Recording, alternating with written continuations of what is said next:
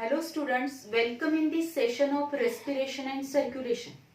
In last lecture, we already discussed about the introductory part of the circulation, that is the open circulation and closed circulation.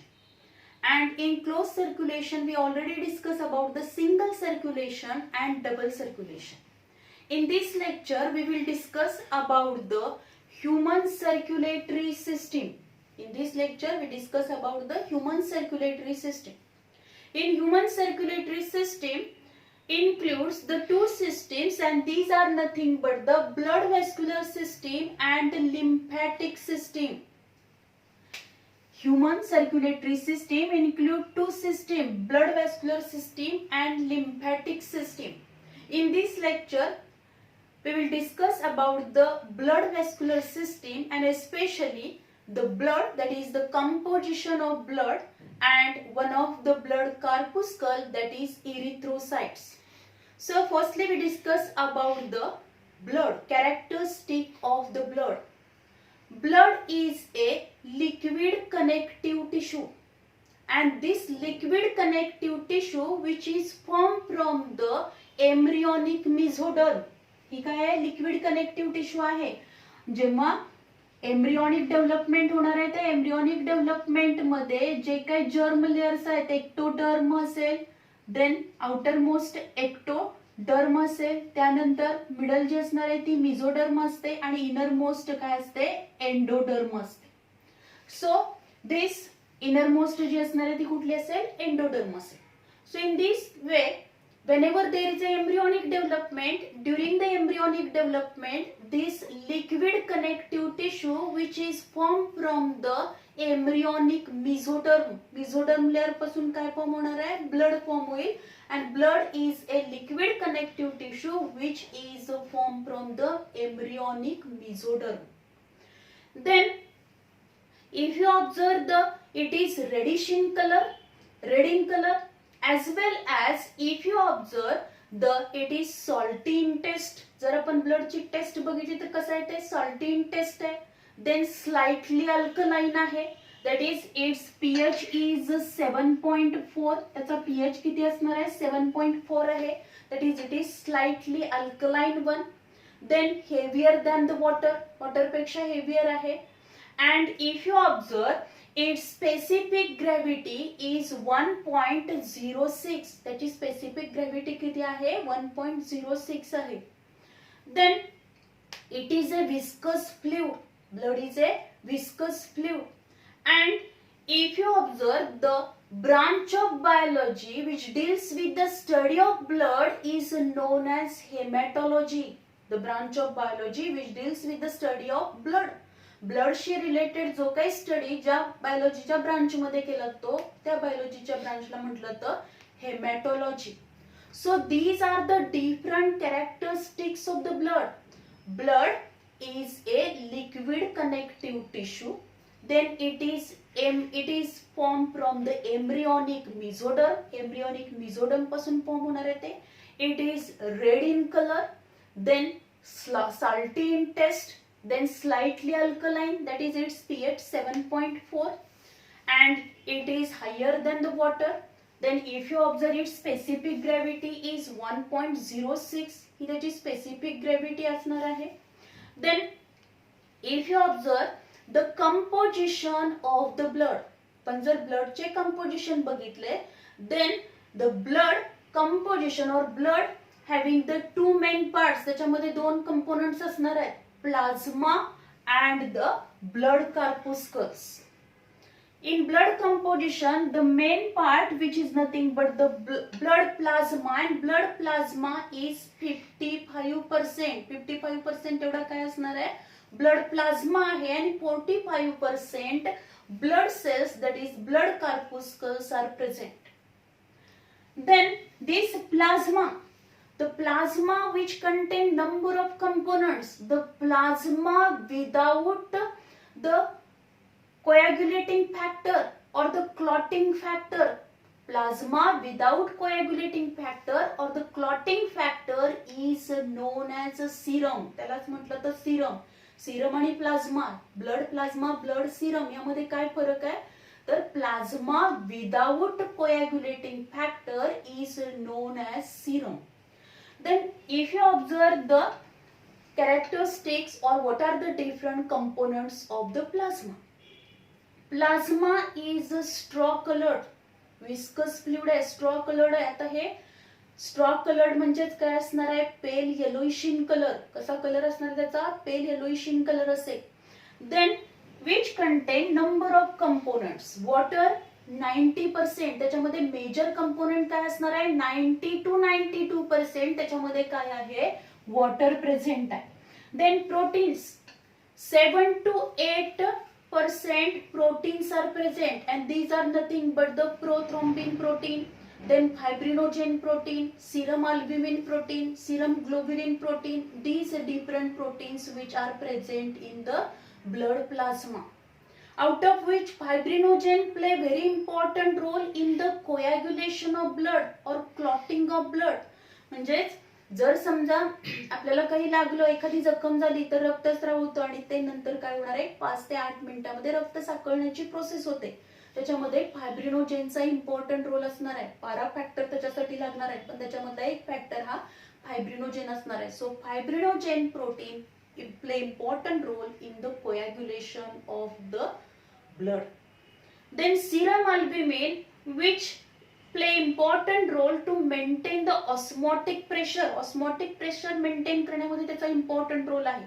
And serum globulin which play important role or it play in the mechanism of the defense mechanism मध्ये त्याचा important role आहे. It play important role in the production of antibodies. म्हणजेच जर समजा एक बॉडीवरती कुठल्या viral infection वगैरे झालं तर अशा कंडिशन मध्ये डिफेन्स मेकॅनिझम मध्ये serum globulin which play very important role. So this is all about the plasma which contain the different proteins and these are 7 to 8%. Then inorganic salts. In blood plasma, different inorganic salts are present. These are nothing but the sodium, potassium, calcium, magnesium, bicarbonate, chlorides, phosphates, iron. These inorganic salts which are also present in the blood plasma. Blood plasma मध्ये हे different काय असणार आहेत, inorganic salts present आहेत. Sodium आहे, potassium आहे, chlorides आहेत, then the calcium, magnesium, iron, bicarbonate, as well as it also contain the iron. So these are the phosphate आहे त्याच्यामध्ये. So these inorganic salts are also present in the blood plasma. Then others. आता other components मध्ये other components किती आहेत, inorganic salts हे 1% आहेत, others हे 1 to 2% असतील. त्याच्यामध्ये काय काय येणार आहे, न्यूट्रिएंट्स येतील, गॅसेस असतील, नायट्रोजनस वेस्ट आहेत, रेग्युलेटर्स आहेत, अँटीकोॲग्युलेंट आहे, अँटीबॉडीज प्रेझेंट. न्यूट्रिएंट्स. आता न्यूट्रिएंट्स मध्ये जर आपण बघितलं, आता हे सगळे फॅक्टर्स आपण बघितले, त्याच्यामधला आता हा फॅक्टर बघू, न्यूट्रिएंट्स. न्यूट्रिएंट जे असणार आहे त्या न्यूट्रिएंट्स मध्ये काय येतील, ग्लुकोज आहे, देन अमायनो ऍसिड्स असतील, फॅटी ऍसिड्स असतील, लिपिड्स असतील. These all are included in the nutrients. Then gases. Gases मध्ये काय येणार आहे, O2 आहे, देन CO2 आहे, देन नायट्रोजन आहे. All these gases are present. Then nitrogenous waste component. आता नायट्रोजनस वेस्ट कंपोनंट मध्ये जर आपण बघितलं, in nitrogenous waste component urea, uric acid and creatinine. These components are also present in the plasma. Plasma मध्ये present. Then regulators. Regulators include, regulators मध्ये जर आपण बघितलं तर हार्मोन्स येतील, त्याच्यामध्ये विटॅमिन्स येणार आहेत, as well as cholesterol. These are also included in the regulators. Anticoagulant. Anticoagulant मध्ये जर आपण बघितलं, heparin. Heparin is an anticoagulant which is present in the blood plasma, as well as antibodies which are also antibodies and cholesterol which are also present in the blood plasma. म्हणजे blood plasma मध्ये जे other components आहेत त्याच्यामध्ये काय काय येणार आहेत, nutrients. Nutrient मध्ये जर आपण बघितलं, glucose, amino acid, lipids, fatty acids which are present. Gases मध्ये oxygen, carbon dioxide, nitrogen. These are present. Nitrogenous waste मध्ये आपण जर बघितलं, urea, uric acid and the also creatinine. These are present in the blood plasma. Then regulators मध्ये जर आपण बघितलं hormones आहेत, वेगवेगळे हार्मोन्स असतील, ते हार्मोन्स त्या ऑर्गन्स पर्यंत काय केले जातात, थ्रू द ब्लड ट्रान्सपोर्ट केले जातात. So blood plasma also contain the hormones and vitamins. Then anticoagulant heparin is present, antibodies present असणार आहे त्याच्यामध्ये, as well as the cholesterol is also present in the blood plasma.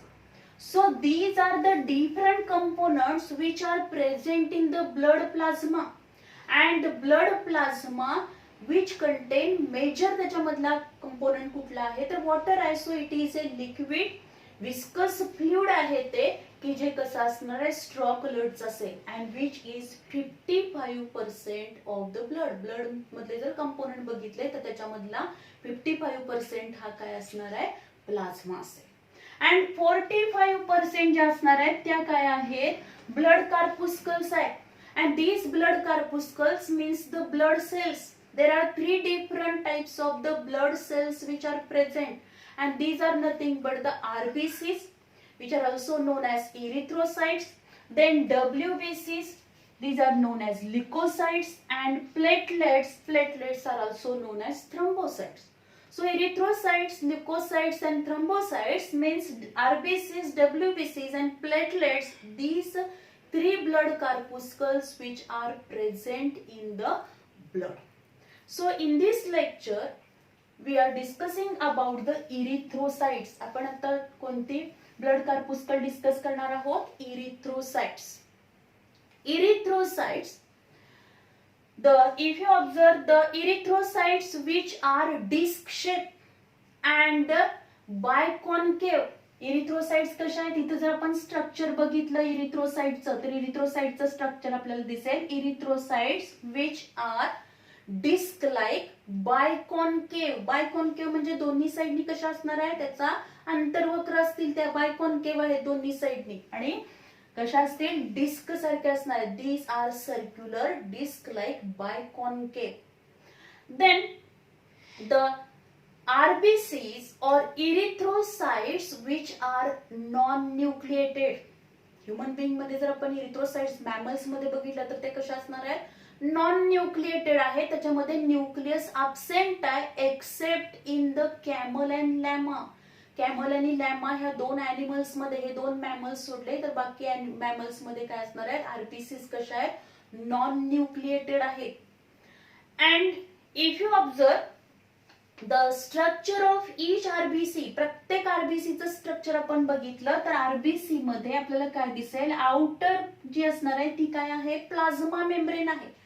And this plasma membrane which is form from the lecithin and cholesterol, याच्यापासून काय form झाली आहे, outer plasma membrane form झाली आहे. आणि ह्या प्लाझ्मा मेम्ब्रेन ही जी काय बाहेरची आहे ती प्लाझ्मा मेम्ब्रेन आहे, ती कशापासून फॉर्म झाली, लेसिथिन अँड कोलेस्ट्रॉल पासून फॉर्म झाली. आणि त्याच्या आत मधला हा सगळं जे कंपोनंट आहे त्याला स्ट्रोमा म्हटलं जातं, आणि त्या स्ट्रोमा मध्ये मेजर अमाउंट मध्ये काय असणार आहे, हिमोग्लोबिन प्रेझेंट आहे. Along with this hemoglobin also there are presence of some enzymes. enzymes त्याच्यामध्ये प्रेझेंट असतील, आणि त्याच्यामधलं मेन जे मेजर एन्झाईम कुठलं असेल तर कार्बोनिक अनहायड्रेज, की जे कार्बोनिक अनहायड्रेज आपण रेस्पिरेशन मध्ये स्टडी केले. whenever there is a transport of carbon dioxide, carbon डायऑक्साइडचं ट्रान्सपोर्ट होताना हा जो काही कार्बन डायऑक्साइड आणि वॉटर मॉलिक्यूल या दोन्ही मध्ये रिएक्शन होते, हे दोन्ही मॉलिक्यूल कंबाईन होतात, आणि हे दोन्ही मॉलिक्यूल कंबाईन होऊन त्याच्यापासून H2CO3 कार्बोनिक ऍसिड फॉर्म होईल. कार्बोनिक ऍसिड फॉर्म झाल्यानंतर परत त्याच्यापासून काय फॉर्म होतो, हायड्रोजन आयन सेपरेट होतो आणि बायकार्बोनेट फॉर्म होतात. ही जी काही रिएक्शन आहे ती कॅटलाइज करण्यासाठी एक एन्झाईम प्रेझेंट असतं, आणि ते एन्झाईम जास्त अमाउंट मध्ये कशामध्ये प्रेझेंट आहे, या आरबीसीज मध्ये प्रेझेंट आहे, which is nothing but the carbonic anhydrase. So in the stroma of these erythrocytes or RBCs contain hemoglobin and enzyme, one of the important enzyme which is nothing but the carbonic anhydrase, which play important role in the transportation of carbon dioxide from the tissue up to the lungs. So if you observe this structure, आता आपण काय म्हटलंय, ह्या RBC ज्या असणार आहेत त्या RBC कशा आहेत, नॉन न्यूक्लिएटेड आहेत. पण जेव्हा आरबीसी या फॉर्म होतील त्या सुरुवातीपासूनच त्याच्यामध्ये न्यूक्लियस असणार नाही असं नाहीये. जसजशा त्या मॅच्युअर होणार आहेत तसं त्याच्यामधलं nucleus and other cell organelles like mitochondria आणि other membrane bound cell organelles ह्या काय होतील, डिजनरेट होतील. आणि त्याच्या स्ट्रोमामध्ये मेजर अमाउंट मध्ये काय असणार आहे, हिमोग्लोबिन प्रेझेंट असणार आहे. Due to presence of haemoglobin RBCs or the blood is red in colour. ब्लडला कसा कलर आलेला आहे, रेड कलरचा आलेला आहे. जर आपण आरबीसीच्या डेव्हलपमेंटल स्टेजेस बघितल्या तर आपल्या लक्षात येईल हिमॅटोब्लास्ट पासून आरबीसीज फॉर्म होतील. त्याच्यातली पहिली स्टेज जी असते त्याला मायलोब्लास्ट म्हटलं जातं. मायलोब्लास्ट ही आकाराने कशी असणार आहे, मोठी असेल, लार्ज असेल, त्याच्यामध्ये न्यूक्लियस प्रेझेंट असणार आहे. Then this myeloblast which is converted into pre erythroblast. त्याचं कन्व्हर्जन कशामध्ये होईल, प्री इरिथ्रोब्लास्ट मध्ये होणार. प्री इरिथ्रोब्लास्ट पासून त्याच्यापासून काय फॉर्म होणार आहे, इरिथ्रोब्लास्ट फॉर्म होईल. आता हे जे काही कन्व्हर्जन व्हायला लागले myeloblast to pre erythroblast to erythroblast, या स्टेजेस मध्ये कन्व्हर्जन होतानाच प्री इरिथ्रोब्लास्ट टू इरिथ्रोब्लास्ट त्याचा काय होणार आहे, this process means this RBCs, या आरबीसीचा जो काही हिमोग्लोबिनशी काय होणार आहे, दे कंबाईन विथ हिमोग्लोबिनशी त्याचा संयोग होईल आणि हिमोग्लोबिन त्याच्यामध्ये येणार आहे.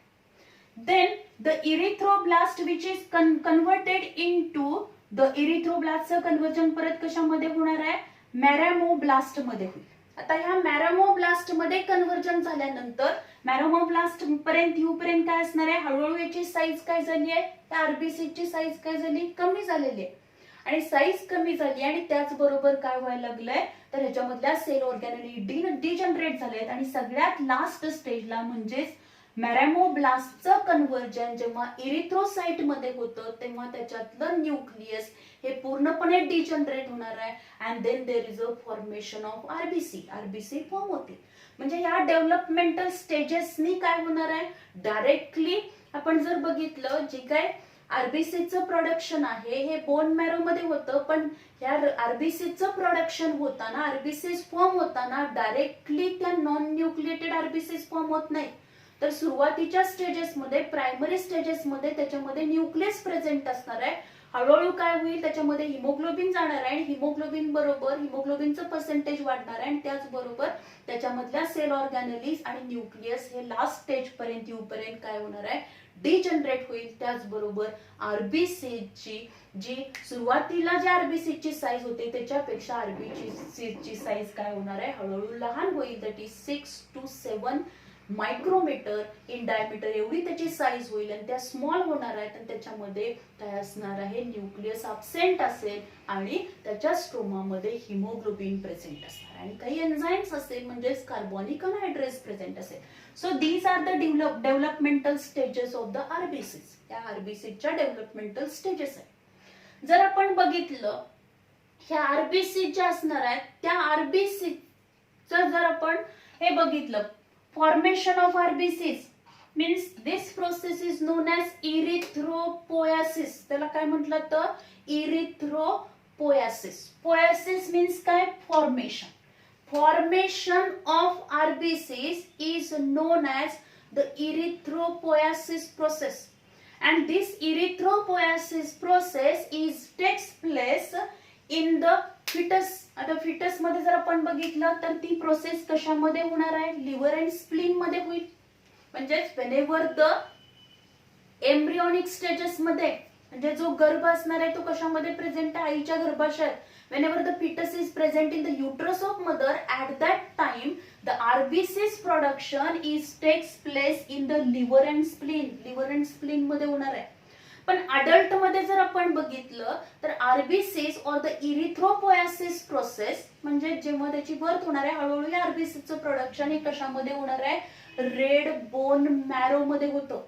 And where this red bone marrow is present, हा रेड बोन मॅरो कुठे प्रेझेंट आहे, if you observe the bones, जे काही बोन्स लॉंग बोन्स असतील त्याचबरोबर काय असणार आहे, त्याला आपण अस्थिमगज पण म्हणतात मराठीमध्ये. रेड बोन मॅरो, मोठमोठे जे आपल्या बॉडी मधले बोन्स असतील किंवा आपल्या रिब्स आहेत किंवा आपले जे काही आपण बाकीचे जे बोन्स आपल्या शॉर्ट बोन्स असतील त्याच्यामध्ये पण काय असणार आहेत, तर त्यामध्ये हे काय असेल, रेड बोन मॅरो प्रेझेंट असेल आणि त्या रेड बोन मॅरो मध्ये काय होईल, there is a production of RBCs. आरबीसीचं काय असणार आहे, प्रोडक्शन होईल. लॉंग बोन शॉर्ट बोन्स मध्ये काय होणार आहे, there is a presence of the red bone marrow, and in this red bone marrow the erythropoiesis process takes place. And for the erythropoiesis process, आता जर ही erythropoiesis ची process व्हायची असेल तर for that process vitamin B12 play very important role. Vitamin B12 हे important role करणार आहे. जर विटॅमिन B12 हे प्रॉपर अमाऊंट मध्ये मिळालं नाही तर लार्ज आणि इमॅच्युअर आरबीसीज फॉर्म होतील आणि अशा कंडिशन मध्ये त्या पर्सनला अॅनिमिया होणार आहे. आणि हा जो अॅनिमिया होणार आहे, दिस अॅनिमिया कॅनॉट बी क्युअर. तो काय होणार नाही, क्युअर होऊ शकत नाही. देन ऑल्सो आता ह्या विटॅमिन B12 बरोबर अजून काय लागणार आहे आरबीसी प्रोडक्शन मध्ये, folic acid which play important role as well as hemiprotein means the vitamin B12, then folic acid and hemiprotein, they play very important role in the production of the RBCs. So in our diet, म्हणून आपल्या diet मध्ये vitamin B12 पाहिजे, folic acid पाहिजे, ह्याचं प्रमाण असेल तर काय असणार आहे, production of RBCs which can be takes place normally in the red bone marrow. Then erythropoietin. आता erythropoietin, this hormone which is present in the kidney. erythropoietin हे कुठे प्रेझेंट आहे, किडनी मध्ये प्रेझेंट आहे. this erythropoietin हे जे काही kidney मध्ये प्रेझेंट असलेलं हार्मोन असेल which stimulate for the production of RBCs, म्हणजे हायपॉक्सिया कंडिशन असेल. हायपॉक्सिया म्हणजे काय, पार्शल प्रेशर ऑफ ऑक्सिजन कमी झालेला आहे.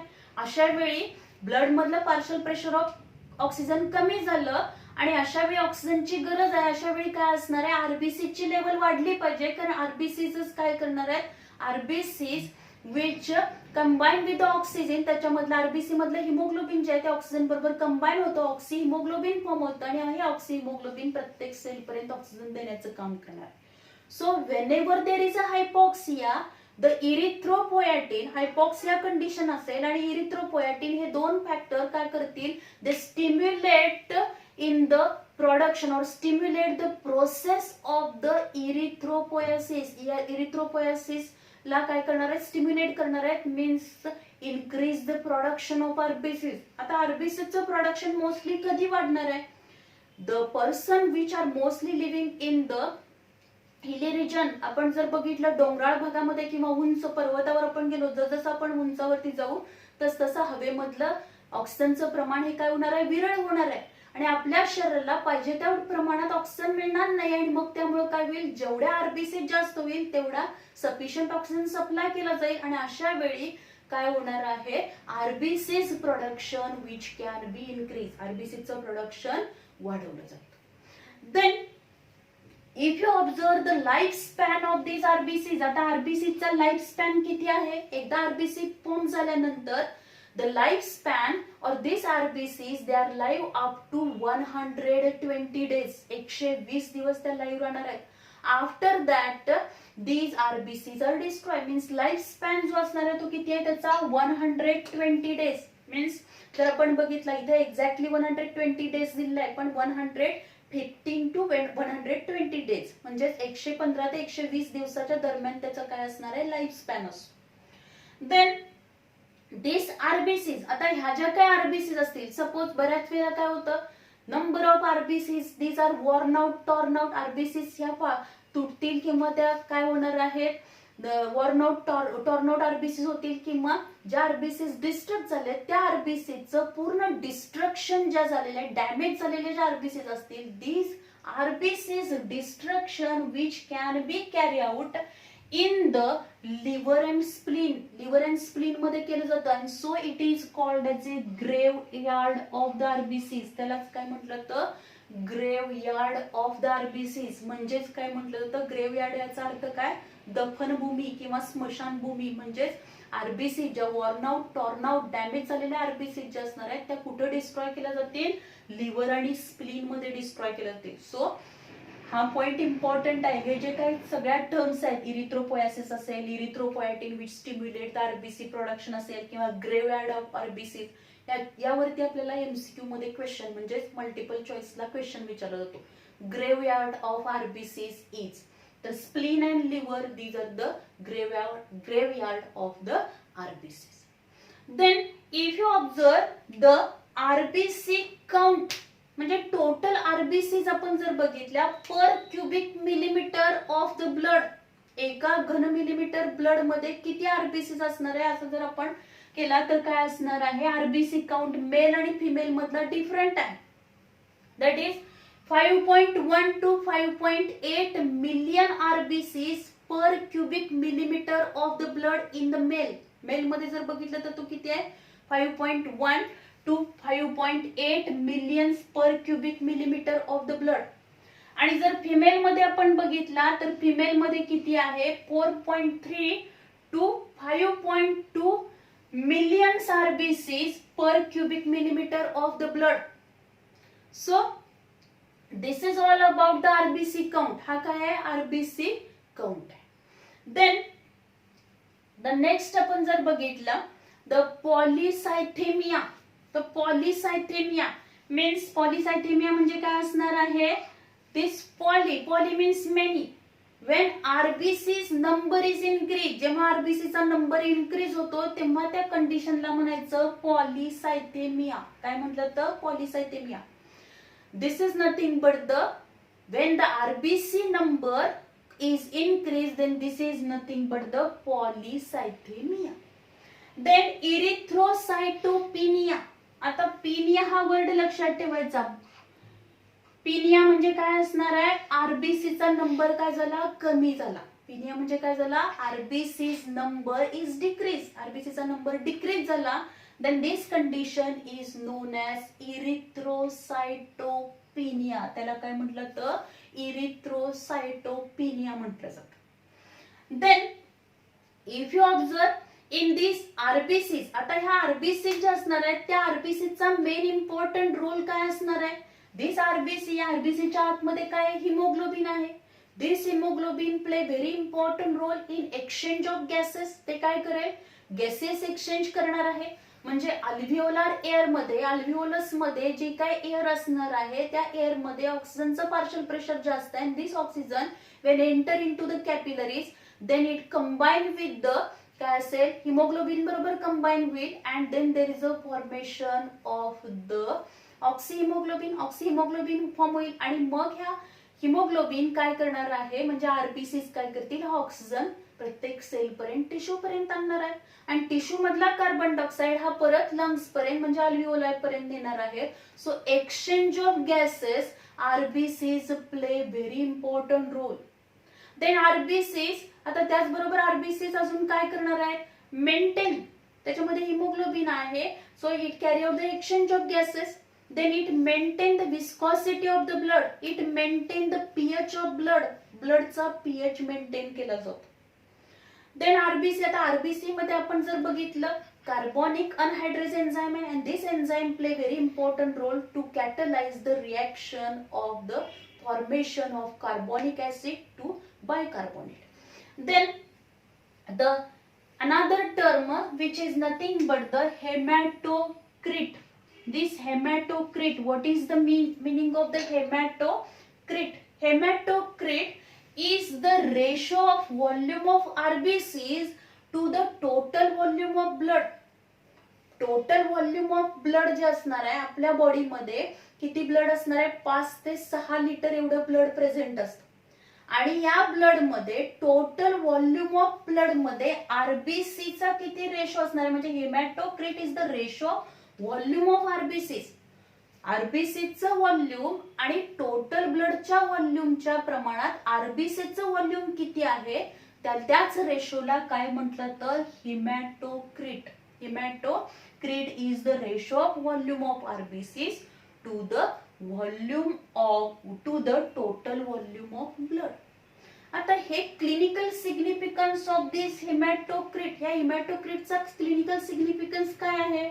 टू फाइंड आउट, ही एक टेस्ट आहे, हेमॅटोक्रिट ही एक टेस्ट आहे की ज्या टेस्टने आपण काय बघू शकतो, एखाद्या पर्सन मधली हिमोग्लोबिनची लेवल किती आहे, कारण आरबीसीचा काउंट जितका असणार आहे त्या प्रमाणात आपण त्याची हिमोग्लोबिनची लेवल बघू शकतो. त्याचबरोबर हिमोग्लोबिनची लेवल कमी झाली आहे का, म्हणजे आरबीसी काउंट कमी असेल, हिमोग्लोबिनची लेवल कमी झाली आहे का, आणि त्यावरून त्या पर्सन मध्ये अॅमिबिक कंडिशन अॅनिमिया कंडिशन आहे की नाही हे आपण काय करू शकतो, फाइंड आउट करू शकतो. किंवा एखाद्या पर्सन मधला आपल्याला आरबीसीचा काउंट जर शोधायचा असेल किंवा तो काय करायचा आहे, total volume of blood find out करण्यासाठी haematocrit this test or this test is carry out. ही टेस्ट काय केली जाते, कॅरी आउट केली जाणार आहे. देन नेक्स्ट पॉइंट जो बघणार आहे आपण, which is nothing but the haemoglobin. आता हिमोग्लोबिन, आता ऑलरेडी आपल्याला माहिती आहे की हिमोग्लोबिन हे कशामध्ये प्रेझेंट आहे, haemoglobin which is present in the RBCs. RBC जे असणार आहे त्या आरबीसीची प्लाझ्मा मेम्ब्रेन आहे, त्या प्लाझ्मा मेम्ब्रेनच्या आतमध्ये काय असणार आहे, तर स्ट्रोमा, आणि त्या स्ट्रोमा मधला मेजर कंपोनेंट कोण आहे, तर हा हिमोग्लोबिन आहे. आणि haemoglobin which is a iron containing conjugated protein. हे काय आहे, आयर्न कंटेनिंग कॉन्जुगेटेड प्रोटीन आहे की जे कॉन्जुगेटेड प्रोटीन हे कशापासून फॉर्म झालेला आहे, which is form from the 4 polypeptide chains, 4 polypeptide chains पासून फॉर्म झालेला आहे. आणि त्या 4 पॉलीपेप्टाइड चेन मध्ये 2 अल्फा चेन्स आहेत आणि 2 बीटा चेन्स आहेत. त्याचबरोबर हिमोग्लोबिन मध्ये 2 आपल्याला ग्रुप पाहायला मिळतात, हेमिन आणि ग्लोबिन. म्हणजे ह्याच्यामध्ये काय असणार आहे, हेमी आणि ग्लोबिन. आयर्न कंटेनिंग हे कॉन्जुगेटेड प्रोटीन आहे की ज्याच्यामध्ये 4 पॉलीपेप्टाइड चेन्स आहेत. Out of this 4 polypeptide chains 2 alpha and 2 beta chains present असणार. And these 4 chains which are connected with each other as well as this hemi group, ह्या Hemy group मध्ये 4 काय असणार आहेत, आयर्न कंपाऊंड आहेत, Fe molecules आहेत. त्यातल्या प्रत्येक मॉलिक्युल बरोबर एक ऑक्सिजन काय होतो, ऑक्सिजन मॉलिक्युल काय होतो, प्रत्येक आयर्न ऍटम बरोबर काय होणार आहे, आयर्न बरोबर एक ऑक्सिजन मॉलिक्युल कंबाईन होतो. म्हणजे एका हिमोग्लोबिनच्या मॉलिक्युल बरोबर 4 ऑक्सिजनचे मॉलिक्युल काय होणार आहे, कंबाईन होणार आहे. whenever there is a formation of oxyhemoglobin, because this hemoglobin having the more affinity towards oxygen, hemoglobin ला ऑक्सिजन कडे जास्त affinity आहे आणि एका हिमोग्लोबिन बरोबर 4 ऑक्सिजनचे मॉलिक्युल काय होतात, कंबाईन होतात. then if you observe one RBC, एका RBC मध्ये जर आपण बघितलं, आरबीसी म्हणजे एरिथ्रोसाइट मध्ये जर बघितलं तर किती हिमोग्लोबिनचे मॉलिक्युल असणार आहे, 270 million molecules of the haemoglobin. एका आरबीसी मध्ये, एका एरिथ्रोसाइट मध्ये 270 million molecules of the haemoglobin present आहे. आणि हा हिमोग्लोबिन हा 4 पॉलीपेप्टाइड चेन्स पासून फॉर्म झालाय. त्याचबरोबर त्याच्यामध्ये 4 आयर्न आहेत, हेमी ग्रुप आणि ग्लोबिन. आयर्न कंटेनिंग प्रोटीन आहे, म्हणजे आयर्न पण आहे आणि प्रोटीन कंपोनेंट आहे. जो आयर्न कंपाऊंड आहे, हेमी ग्रुप आहे, त्याच्याबरोबर ऑक्सिजन जॉईन होतो, ऑक्सी हिमोग्लोबिन फॉर्म होतं. एका हिमोग्लोबिन बरोबर 4 ऑक्सिजनचे मॉलिक्युल कंबाईन होऊ शकतात, ऑक्सी हिमोग्लोबिन फॉर्म होणार आहे. आणि carbon dioxide which is join with this globin बरोबर काय जॉईन होणार आहे, कार्बन डायऑक्साइड जॉईन होतं. And then there is a formation of carbamino haemoglobin form होणार आहे. So if you observe this haemoglobin, आता हे जे काही हिमोग्लोबिन असणार आहे, this haemoglobin play very important role because it carry out the important function that is exchange of gases exchange करणार आहे. आणि जोपर्यंत प्रत्येक सेलला ऑक्सिजन मिळणार नाही तोपर्यंत ती सेल लाईव्ह राहणार नाही. जर तिला ऑक्सिजन सप्लाय बंद झाला तर त्या सेलचं नेक्रोसिस होईल, ती सेल डॅमेज होईल, डेड होईल. आणि त्यामुळे सगळ्यात महत्वाचं फंक्शन जे असणार आहे, एक्सचेंज ऑफ गॅसेस, तिथपर्यंत प्रत्येक सेल पर्यंत सगळ्या टिश्यू पर्यंत काय करायचं आहे, ऑक्सिजन सप्लाय करायचा, तिथला कार्बन डायऑक्साइड आणायचा आणि तो कार्बन डायऑक्साइड लंग्स पर्यंत आणून तो लंग मधनं काय होणार आहे, बाहेर पडणार. म्हणजे एक्सचेंज ऑफ गॅसेस मध्ये हिमोग्लोबिनचा इम्पॉर्टंट रोल आहे.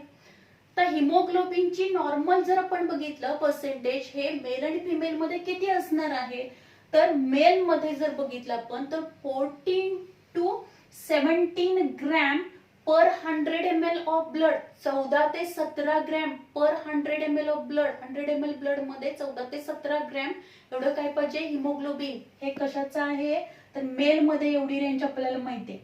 फिमेल मध्ये जर बघितलं तर फिमेल मध्ये किती पाहिजे, 13 to 15 ग्रॅम, 13 to 15 ग्रॅम, 13 ते 15 gram per 100 ml of blood.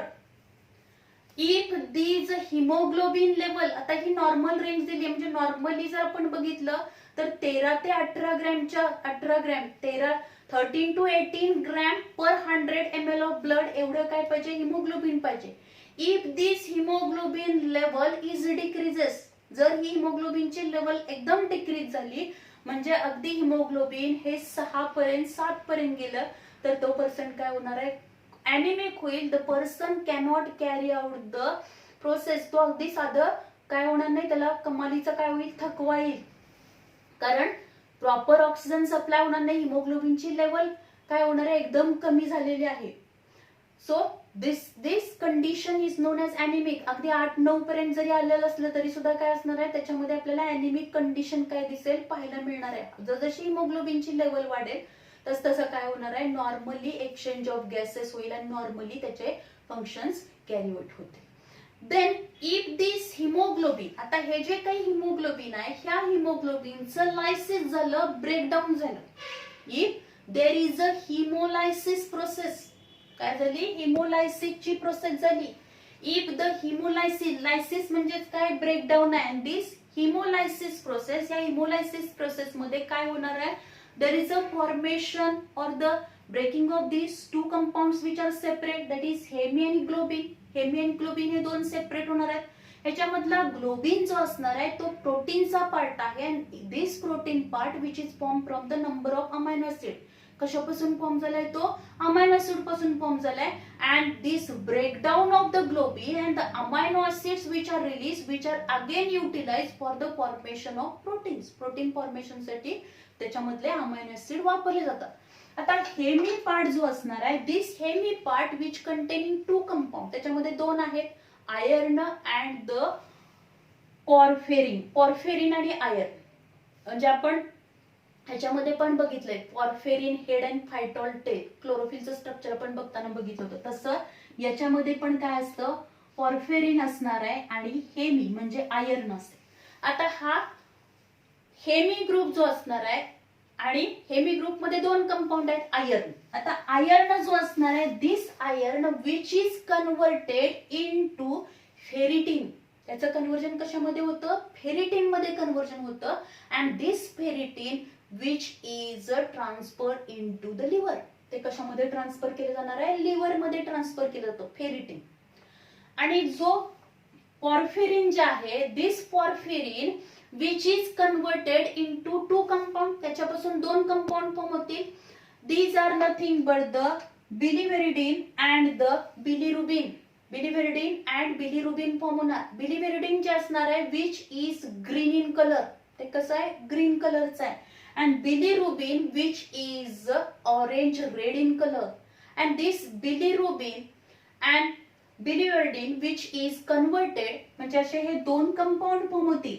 पॉर्फिरिन जे असणार आहे त्या पॉर्फिरिन पासून ग्रीन कलरचे एक कंपाऊंड फॉर्म होणार आणि ऑरेंज रेड कलरचं कंपाऊंड फॉर्म होणार आहे, that is the bilirubin. And this bilirubin which is transfer into the bile, bile मध्ये ट्रान्सफर होईल. And from the bile juice मध्ये ट्रान्सफर होईल. आणि from this bile it is excreted out the body through the faecal matter. Faecal जो काही excrete आहे, waste component आहे, त्याच्या मार्फत ते काय केलं जाणार आहे, शरीरामधून बाहेर टाकलं जाईल. So this is all about the haemolysis process. याला आपण हिमोलायसिस, लायसिस म्हणजेच काय, ब्रेकडाऊन असेल. हिमोग्लोबिनचं ब्रेकडाऊन झालं की हेमी आणि ग्लोबिन हे 2 कंपाऊंड ब्रेक होतात. ग्लोबिन हा पार्ट प्रोटीनचा आहे, त्याच्यामध्ये अमायनो ऍसिड असणार आहेत आणि ते अमायनो ऍसिड हे काय केले जाणार आहेत, which R use for the formation of the protein. Protein formation साठी ते युटिलाइज केले जातील. पण हेमी ग्रुप जो असणार आहे त्या हेमी मध्ये काय असणार आहे, which is form from the iron and the porphyrin. Iron जो असणार आहे त्याच्यापासून फेरिटिन फॉर्म होईल. फेरिटिन हे कशामध्ये जाणार आहे, लिव्हर मध्ये जाईल. अँड पॉर्फिरिन त्याच्यापासून बिलिरुबिन आणि बिलिरुबिन फॉर्म होईल. आता हे जे बिलिरुबिन आहे ते बाईल मध्ये जाणार आहे आणि त्याच्यापासून काय होईल, वेस्ट कंपोनेंट मधून शरीराच्या बाहेर टाकलं जाईल. So this is all about the hemolysis process. So in this lecture we discuss about the composition of the blood. आपण काय बघितलेलं आहे, कंपोजिशन ऑफ द ब्लड बघितलेला आहे. म्हणजेच हा पार्ट आपण बघितला. कॅरेक्टरिस्टिक ऑफ ब्लड बघितले. कॅरेक्टरिस्टिक ऑफ ब्लड मध्ये आपण बघितलंय ब्लड ही लिक्विड कनेक्टिव्ह टिश्यू आहे. Then it is form from the embryonic mesoderm असणार आहे. 5 to 6 litre of the total volume of the, जर आपण बघितलं टोटल व्हॉल्यूम बॉडी मधलं बघितलं तर किती आहे, 5 ते 6 लिटर एवढं ब्लड ह्युमन बिंग मध्ये प्रेझेंट असणार आहे. त्याचबरोबर ते कसं असणार आहे, लिक्विड कनेक्टिव्ह टिश्यू आहे ती. देन द विस्कस फ्लुइड आहे, रेड कलरचा आहे due to presence of the haemoglobin. Haemoglobin present असल्यामुळे अल्कलाइन त्याचा पीएच आहे 7.4 पीएच असेल. देन त्याची जर स्पेसिफिक ग्रॅव्हिटी बघितली तर ती किती आहे, 1.06. अँड कंपोजिशन मध्ये आपण दोन मेन कंपोनेंट बघितले, जो आहे प्लाझ्मा आणि ब्लड कार्पुस्कल. ब्लड प्लाझ्मा किती आहे, 55% आहे. ब्लड कार्पुस्कल्स किती आहेत, ब्लड कार्पुस्कल्स विच आर 45%. ब्लड कार्पुस्कल मध्ये 3 कार्पुस्कल्स येतात, आरबीसीस, WBCs अँड प्लेटलेट्स. त्यामधली एक जी ब्लड कार्पुस्कल आहे, red blood corpuscles means erythrocytes. आणि त्या इरिथ्रोसाइट्स मध्ये मग आरबीसी काउंट असेल, life span of RBCs, then erythropoiesis, polycythaemia, then erythrocytopenia असेल. Then how the erythropoietin play important role to stimulate the RBCs production. All these points as well as hemolysis असेल, hemoglobin, all these points we discuss in this lecture. So these all terms, then RBC count असेल, then graveyard of RBCs असेल, all these points in fetus मध्ये RBC चं production कुठं होणार, adult मध्ये कुठं होईल, हे सगळे पॉइंट्स जे असणार आहेत ते आपल्याला कशासाठी इम्पॉर्टंट आहेत, which are very important for your NEET exam as well as theory exam मध्ये पण ते काय आहेत, इम्पॉर्टंट आहेत. त्या टर्म आपल्या दिल्या जातील. त्या term what do you mean by the erythropoiesis, then polycythemia, erythrocytopenia, अशा टाइपच्या टर्म्स तुम्हाला दिल्या जाऊ शकतात. देन इफ यू ऑब्झर्व, आता याबरोबर आपल्याला हा हिमोग्लोबिनचं जे काही मेल फिमेल मधलं किती पर्सेंट आहे ते पण लक्षात ठेवणं गरजेचं आहे. Then what is the difference between the plasma and the serum, यामधला पण डिफरन्स आपल्याला माहित पाहिजे. So this is all about the erythrocytes and the composition of the blood. In next lecture we will discuss about the leukocytes.